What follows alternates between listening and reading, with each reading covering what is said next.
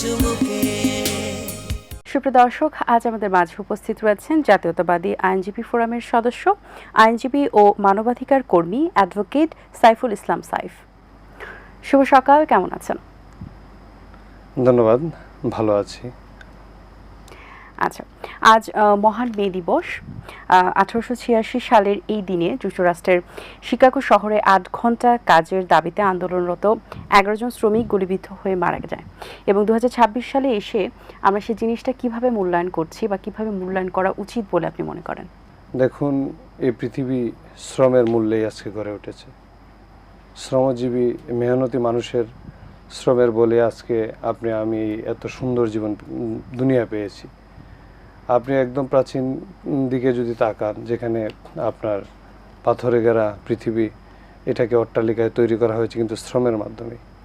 তো যুক্তরাষ্ট্রে যখন আমরা তো অনেক পিছিয়ে, যুক্তরাষ্ট্র তখন হয়তো আমরা যে অবস্থানে আছি বর্তমান বাংলাদেশ তার চাইতে অনেক আরও অগ্রসরমান ছিল, কিন্তু তখনও শ্রমজীবীদের একটা অবহেলা, তাদের দায়, তাদের মূল্য, এই বিষয়টা নিয়েই কিন্তু তখন শ্রমজীবী মানুষের মধ্যে একটা বিক্ষোভ দেখা দেয়। এবং এই বিক্ষোভের ফলেই কিন্তু, এবং ওখানে কিন্তু আপনার এমন অবস্থা হয় যে চৌটামে আপনার 11 জনের মতো মানুষ মৃত্যুবরণ করে আন্দোলনে। তো তারপর থেকে এই পহেলা মে আপনার মে দিবস হিসেবে আন্তর্জাতিকভাবে পালন হয়, শ্রমিক দিবস পহেলা মে। তো আজকে বাংলাদেশে 2024-26 সালেও আমরা আসলে শ্রমজীবীকে আসলে সেভাবে কতটুকু মূল্যায়ন করতে পেরেছি। আমাদের নবী করিম সাল্লাল্লাহু আলাইহি সাল্লাম বলেছেন যে শ্রমজীবীদের গায়ের ঘাম শুকানোর আগে তাদের ন্যায্য মজুরি দিতে হবে। তবে হ্যাঁ, এটা বলা যায় যে বাংলাদেশে এখন আগের চাইতে শ্রমজীবীদের মূল্য অনেকাংশে বেড়েছে, কিছুটা প্রাতিষ্ঠানিক রূপ লাভ করেছে, এটা বলা যায়। তবে সেই যে আপনার যে ধারণা বা যে বিষয়টি নিয়ে আপনার এত যুদ্ধ, এত যে এই পহেলা মে সম্পূর্ণভাবে এখনো এটি প্রতিষ্ঠিত হয়েছে বলা যাচ্ছে না আর কি। আচ্ছা, এই ক্ষেত্রে একজন আইনজীবী হিসেবে আপনার কাছে জানতে চাই যে এই যে শ্রম আইন এবং শ্রমিকের যে অধিকার, এই ক্ষেত্রে যে আইনগুলো রয়েছে সেটা কতটুকু গুরুত্ব পাচ্ছে আমাদের এই বাংলাদেশে? দেখুন, বাংলাদেশে যে শ্রম আইন আছে, শ্রম আইন 2006, এটি যদি আইনকে আমি বিশ্লেষণ করি, এটি খুবই তাৎপর্যপূর্ণ এবং খুবই আপডেটেড বলা যায়। কেননা এটা হচ্ছে আইএলও, যেটা ইন্টারন্যাশনাল লেবার অর্গানাইজেশন, এটার যে কনভেনশনগুলো আছে এটার আদলেই কিন্তু এই আইনটা হয়েছে। এখানে আপনার বেশ কিছু গুরুত্বপূর্ণ বিষয় আছে, যেমন ধরেন মিনিমাম ওয়েজেস, একটা নিম্নতর মজুরি কত হবে, এর নিচে মজুরি দেওয়া যাবে না। তো তারপরে ধরেন আপনার মহিলাদের ক্ষেত্রে মাতৃকালীন সুবিধা, তারপরে হচ্ছে আপনার শ্রমিকদের সিক লিভ, তারপরে হচ্ছে আপনার ইয়ারলি লিভ, তারপরে হচ্ছে বেতন ভাতাদি অন্যান্য সুবিধা এবং কর্মঘণ্টা, এগুলো কিন্তু এই আইনে আছে। আপনি আইনটা, আমি আসলেই বলবো অন্য যে কোনো আইনের তুলনায় এই আইনটা আপডেটেড, কিন্তু মূল ঘটনা হচ্ছে যে আসলে এটার প্রয়োগটা কতটুকু। প্রয়োগের বেলায় গেলে দেখা যায় যে ট্রেড অর্গানাইজেশনের কথা বলা আছে, শ্রমিকদের দাবি দেওয়া যে অর্গানাইজেশনটা দেখবে। আরও একটা গুরুত্বপূর্ণ বিষয় আছে যেটা ওই আইনে, সেটা হচ্ছে আপনার শ্রমিকদের আপনার যে আপৎকালীন একটা ভাতার জন্য একটা তহবিল গঠন, এই বিষয়গুলো আছে। কিন্তু ইমপ্লিমেন্টেশন বা প্র্যাকটিক্যালি আপনি যদি দেখেন, এই ক্ষেত্রে দেখা যায় আপনার দেখা গেছে যে আপনার নিম্নতর মজুরিটা আসলে হচ্ছে না সেভাবে। কোথাও দেখা গেছে ওভারটাইমটা এখনও কন্টিনিউ আছে, কোথাও বা ট্রেড অর্গানাইজেশন যেটা বললাম, দেখেন এই ট্রেড অর্গানাইজেশনের বিষয় কিন্তু সংবিধানেও আছে, আপনার সভা সমাবেশ করা এটা একটা মৌলিক অধিকার। তো এই ট্রেড অর্গানাইজেশনের যারা নেতা থাকে, দেখা গেল ধরেন যদি আমি একটা উদাহরণ দিয়ে বলতে চাই, যেমন আপনার 60 জন শ্রমিক একটা প্রতিষ্ঠানে চাকরি করে, তো 2000 টাকা করে আপনার স্যালারি ইনক্রিজ করার জন্য তারা একটা আন্দোলন করলো। তো মাসে স্যালারি ইনক্রিজ করলে তাকে 60,000 টাকা দিতে হচ্ছে, বছরে অলমোস্ট 7 লাখ টাকার মতো, এবং এটা তো কন্টিনিউ করতে হবে। তখন দেখা যায় যে মালিক পক্ষরা অনেক সময় এই ট্রেড অর্গানাইজেশন নেতাদেরকে ধরে নিয়ে আসলো, তাদেরকে একটা সামথিং মানে কোনো একটা স্বল্প মূল্যের মাধ্যমে কিন্তু ওই যে শ্রমিকদের দাবি দেওয়াটা, শ্রমিকদের প্রতিনিধিরাই কিন্তু তাদেরকে এটা কম্প্রোমাইজ করে। এইভাবে অনেক সময় দেখা যায়, এটা আমি খুবই প্র্যাকটিক্যাল কথা বলছি যেহেতু আমি আইনজীবী সকল বিষয় নিয়ে কাজ করি। তো দেখা যায় একটা সময় আপনার তারা তাদের ন্যায্য মজুরিটা আদায় করতে পারে না। তো এক্ষেত্রে যেমনটা মালিকদের প্রভাব, একইভাবে শ্রমিকদের পক্ষ থেকেও আসলে একজন এমন কোনো মানে অর্গানাইজেশন সেভাবে বলিষ্ঠভাবে কাজ করতে পারে না। তো যার জন্য আসলে আইনটা ঠিক আছে, কিন্তু এই আইনের ইমপ্লিমেন্টেশনটা একদম সঠিকভাবে করা যাচ্ছে না, যার ফলে আমরা শ্রমজীবীদের বাংলাদেশে সেভাবে মূল্য দিতে পারতেছি না। এই ধরনের প্রবলেম তো আসলে আছে এবং সেটা সম্পর্কে আমরা মোটামুটি জানি। এটাতে আসলে ঠিক করার জন্য বা এই প্রবলেমগুলো সলভ করার জন্য কি কি ধরনের স্টেপ নেওয়া যেতে পারে যে যার জায়গা থেকে? কি মনে হয় আপনার বিশ্লেষণ কি বলে, বা যেহেতু আপনার অভিজ্ঞতাটা আছে এই সেক্টরে কাজ করার, পজিটিভলি কিভাবে এটা নিয়ে আগানো যায়? এটা আসলে এখন সবচেয়ে গুরুত্বপূর্ণ একটা বিষয়। দেখুন, আমি প্রথমেই বললাম যে এই পৃথিবী গড়ে উঠেছে শ্রমের মাধ্যমে। শ্রমই হচ্ছে আপনার এই পৃথিবীর মূল চালিকা শক্তি। তো এখন এটা নিয়ে কাজ করতে হবে। আপনার যে সমস্যাটা বললাম, দেখেন আপনার মালিক পক্ষ তো আপনার চায় যে তার শ্রমিকদেরকে আপনার যে যতটুকু কম মজুরিতে কাজ করানো যায়। তো এখান থেকে মালিক পক্ষদেরও আপনার এই ধরনের মন মানসিকতা থেকে বেরিয়ে আসতে হবে। পাশাপাশি শ্রমিকদের কাজটা দায়িত্বশীলতার সাথে করতে হবে এবং তারা তাদের ন্যায্য দাবিটা অবশ্যই উপস্থাপন করবেন, এবং তাদের যে সংগঠনটা থাকবে, তাদের যে ট্রেড অর্গানাইজেশন থাকবে, সেখানে একজন ন্যায়নিষ্ঠাবান লোক লাগবে। যেমন ধরেন, আমি আমার আর্লিয়ার কেরিয়ারে আমি বিডাতে কাজ করতাম, বিডার ফরেন ইনভেস্টমেন্টে।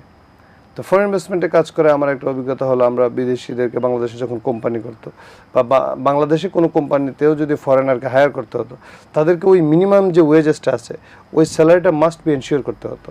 যেমন ধরেন, চাইনিজ একটা ওয়ার্কার, আপনি একেবারে লেবার ওয়ার্কার, তাকে আপনার 1400 USD আপনার তাকে স্যালারি দিতে হবে। এটা হচ্ছে কিন্তু সর্বনিম্ন বললাম, এর উপরে তো দিচ্ছেই আমরা। আর আপনি একজন ইঞ্জিনিয়ার বা টেকনিশিয়ান আনলে তো আরও অনেক বেশি। এখন গভর্নমেন্টের যেরকম সদিচ্ছা থাকতে হবে, এরকম মালিকদেরও চিন্তা করতে হবে যে যেটা বললাম যে শ্রমজীবী মানুষের দ্বারাই একটা প্রতিষ্ঠান দাঁড়ায়, ওই প্রতিষ্ঠানের কর্মীর মাধ্যমে, তাই তার কর্মীদেরকে সঠিক মূল্যায়ন করার মনোভাবনাটা আসতে হবে। এবং দুই পক্ষের মধ্যে, মালিক পক্ষ এবং শ্রমিক পক্ষ দুজনের মধ্যে একটা মিউচুয়াল আন্ডারস্ট্যান্ডিং এবং দূরত্ব যেন না থাকে। তাদের মধ্যে কমিউনিকেশনটা যদি খুবই ভালো হয় তাহলে আই থিংক ব্যালেন্স হয়ে যাবে। যদি এটা খুবই গুরুত্বপূর্ণ একটি বিষয়, যারা ঊর্ধ্বতন পর্যায়ে আছেন তারা বিষয়টা দেখবেন।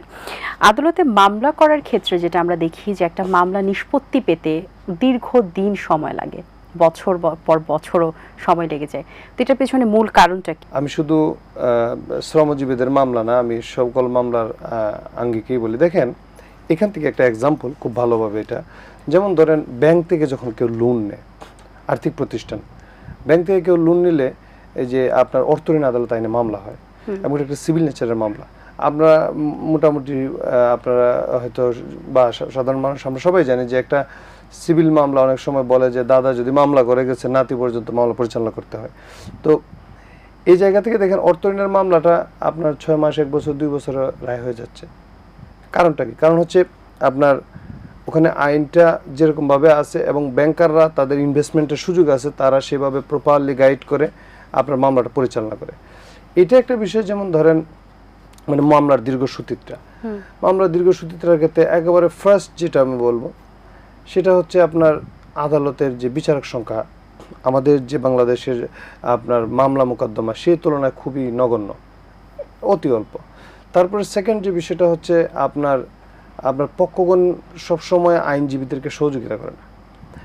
এরপরে শুধু বিচারকের সংকট নয়, বিচারকের সাথে যারা কাজ করে আপনার এদেরকে যেন একজন পেশকার বলে, তার পাশাপাশি আরও আপনার শেরেস্তাদার বলে বা আরও অনেক আদার স্টাফ আছে, কিন্তু এটা খুব অপ্রতুল। ধরেন একটা কোর্টে আপনার 70,000 মামলা আছে, মানুষ আছে 2 জন, এটা তারা মানে মনিটরিং করতে পারে। অনেক সময় দেখা যায় একটা, আবার ধরেন আপনার হাইকোর্টে যখন একটা মামলা আপনার আপিলে যায়, রিভিশনে যায়, হাইকোর্টে মামলাটা রিভিশনে গেলে ওইটা ধরেন আপনার সারা বাংলাদেশে যেহেতু একটাই কোর্ট, আপনার দেখা গেছে যে মামলাটা LCR অর্থাৎ নিম্ন আদালতের নথিটা আসতেও 2 মাস 4 মাস সময় লাগে। মানে এইটা হচ্ছে বিচার ব্যবস্থা ইটসেলফ একটা জাঙ্ক, যার কারণে মামলার আপনার দ্রুত সময়ে শেষ করা সম্ভব হয় না। সম্ভব হয় না। পক্ষগণের যে আপনার অসহযোগিতার কথা বললাম, প্রপার ডকুমেন্টস দিতে পারে না, আবার আইনজীবীরা অনেক সময় ভুল করে, এটাও হয়। আবার কখনো যে কোর্টের যে অপ্রতুলতা, এই বিষয়টাও আছে, এবং বিচারকের অপ্রতুলতা, এই সকল বিষয় মিলিয়ে, এবং মামলার যে আমি যে বললাম যে এটা ইটসেলফ আ জাঙ্ক, কেন বললাম যে বিচার ব্যবস্থাটা হচ্ছে আপনি একটা মামলা রায় পর্যন্ত যেতেই অনেক সময় লাগে, সাক্ষ্য প্রমাণ, তারপরে ক্রিমিনাল মামলাগুলোতে তদন্তের একটা বিষয় আছে, তদন্তকারী কর্মকর্তাদের বা তদন্ত সহকারী সংস্থাদের কিন্তু আপনার নির্দিষ্ট কোনো টাইম নেই, ওরা হচ্ছে যৌক্তিক সময়ের মধ্যে দিবে। তো যৌক্তিক সময় কত, এটা আসলে আইনে বলা নাই। এই বিষয়ে আপনার উচ্চ আদালতে অনেকগুলা আপনার ব্লাস্টের অনেকগুলা মামলা আছে তদন্তকারী সংস্থার বিরুদ্ধে। তো এই হচ্ছে বিষয়, যার কারণে একটি মামলা অনেক সময় দীর্ঘসূত্রিতা হয়। আচ্ছা, আপনি তরুণ আইনজীবী, মহান এই পেশাকে অবশ্যই এটা অত্যন্ত চ্যালেঞ্জিং একটা পেশা, বাট নতুন প্রজন্ম যারা আসছেন এই পেশাতে তাদের উদ্দেশ্যে আপনার কি বলার আছে? আপনার কত বছর হলো এখানে এই প্রফেশনে যুক্ত হয়েছেন? আমি 2020 সাল থেকে আছি। আমার ওয়াইফ সেও একজন ব্যারিস্টার, আমরা একসাথে পেশা করি। তো এই পেশায় আমি ধরেন আমি ফার্স্ট জেনারেশন বলি, যেমন আমার ধরেন কেরিয়ারে বা আইন পেশায় হয়তো আমার বাবা চাচা এরকম কেউ নাই, তো আমরা যেহেতু ফার্স্ট জেনারেশন লয়ে, তো আমাদেরকে আমি যে চ্যালেঞ্জের মধ্যে দিয়ে গেছি, বেসিক্যালি এখানে দেখা গেছে যে আপনার দীর্ঘ একটা টাইম লাগে আপনার কেরিয়ার গুছাইতে, তবে আপনাকে শিখতে হয় এই পেশায়। এবং এই পেশায় সবচেয়ে গুরুত্বপূর্ণ যে বিষয়টা হলো সেটা কোনো শর্টকাট কোনো ওয়ে নেই। কোনো ব্যবসা আছে, দেখবেন ব্যবসায়ীরা হঠাৎ করে আপনার তার সেলস ভালো হচ্ছে সে হয়তো 5 বছরে অনেক দূর চলে গেছে, কিন্তু এই পেশায় এটা কেউ বলতে পারবে না যে 2 বছরে, 1 বছরে, 5 বছরে কেউ মানে আপনার খুব টেকনিক অবলম্বন করে এগিয়ে যাবে। অর্থাৎ এখানে কোনো আপনার শর্টকাট ওয়ে নেই। যেহেতু আপনি একজন তরুণ প্রজন্মের আইনজীবী, এখন অবশ্যই হার্ড ওয়ার্কিং এর একটা সময় এবং হার্ড ওয়ার্কিং থেকে এই জায়গাতে পৌঁছেছেন, আগামীতে আরো চ্যালেঞ্জিং আসবে, আরো অনেক কিছু কাজ আপনার করতে হবে, তো ভবিষ্যৎ পরিকল্পনা কি? আইনের যে শাসন বা রুল অফ ল এটা কোনো ইনস্টিটিউশন না, কোনো প্রতিষ্ঠান না যে আপনার বিশ্ববিদ্যালয়ের মতো একটা আপনি বিল্ডিং দাঁড় করিয়ে দিবেন। আইনের শাসনটা হচ্ছে যারা শাসক গোষ্ঠী, তাদের একটা ইচ্ছা থাকতে হবে যে একটা সুশাসনের পাশাপাশি নাগরিক হিসেবে আমাদেরও কিছু দায়িত্ব আছে। যেমন ধরুন ঢাকা শহরে আপনি দেখবেন যে মুড়ে মুড়ে দাঁড়ালেই আপনার সার্জনরা হচ্ছে গিয়ে মোটরসাইকেল ধরতেছে, কি জন্য? তাদের হেলমেট নেই। এইটা কার অসুবিধা? এটা কিন্তু আমি ব্যক্তির অসুবিধা, আমি ক্ষতিগ্রস্ত হওয়ার পসিবিলিটি থাকে। সো এখানে একটা আইনের শাসন প্রতিষ্ঠায় দুই পক্ষেরই একটি ভূমিকা লাগে। তো জনগণ যতক্ষণ পর্যন্ত দেশের আইনের প্রতি শ্রদ্ধাশীল না হবে এবং শাসন ব্যবস্থা আর কঠোরভাবে সেটাকে ইমপ্লিমেন্টেশন না করবে, এই শাসন ব্যবস্থা এবং জনগণের আর সরকারের একটা গ্যাপ সবসময় থাকবে। তো এই আইন পেশা যেহেতু আমি এসেছি, আইন পেশার একটা সবচেয়ে মানে গুড ওয়ে হচ্ছে গিয়ে আপনার জনগণের সাথে কানেক্ট করা যায়। আপনি অন্য যে কোনো পেশায় এইভাবে সকলের সাথে কানেক্ট হওয়াটা এবারে ডিফিকাল্ট। তো আমার আইন পেশা, সবাই তো কেরিয়ারে সফলতা চায়, হয়তো আমিও কেরিয়ারে সফলতা চাই, কিন্তু আমি চাই যে যে সুবিধাবঞ্চিত মানুষ, আমি তাদের কণ্ঠস্বর হতে। আমি চাই যে যে অন্যায় করেনি, যে নির্দোষ, সে ব্যক্তিরা যেন কখনো আপনার মিথ্যা বা হয়রানিমূলক মামলায় সে কোনোভাবে যেন ক্ষতিগ্রস্ত না হয়, তার জীবন থেকে যেন একটি দিন নষ্ট না হয়ে যায়। তো এই সকল বিষয়ে কাজ করাটাই হচ্ছে আমার এই পেশা জীবনের মূল উদ্দেশ্য।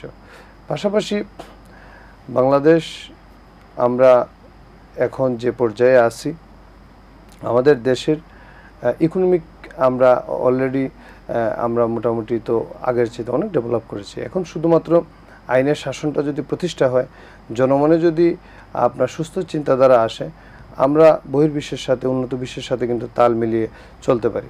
সেজন্য একজন আইনজীবী হিসেবে আমার ইচ্ছা, আমি এই দেশে অন্ততপক্ষে আপনার কিছু ভালো কাজ করা, কিছু সুবিধাবঞ্চিত মানুষের জন্য কাজ করা, এবং অবশ্যই সেই সকল ক্রিমিনাল এবং করাপ্টেড লোকদের বিরুদ্ধে সোচ্চার হয়ে কাজ করা, যাতে এখানে আপনার প্রত্যেকে তার ন্যায্য অধিকারটি পায়। জি, অনেক ধন্যবাদ আপনাকে, অনেক শুভকামনা রইল আপনার জন্য, ভালো থাকবেন। ধন্যবাদ আপনাকে। আসসালামু আলাইকুম। ধন্যবাদ সকল দর্শককে।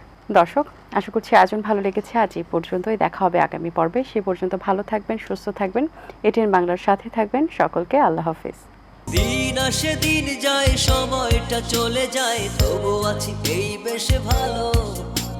জীবনটা রঙময়, যেভাবেই হওয়া চাই, নয় কভু সাদা কালো। এই আশাতে স্বপ্ন ভাসে, সুখ হাসে চোখে মুখে, চায়ের চুমুকে।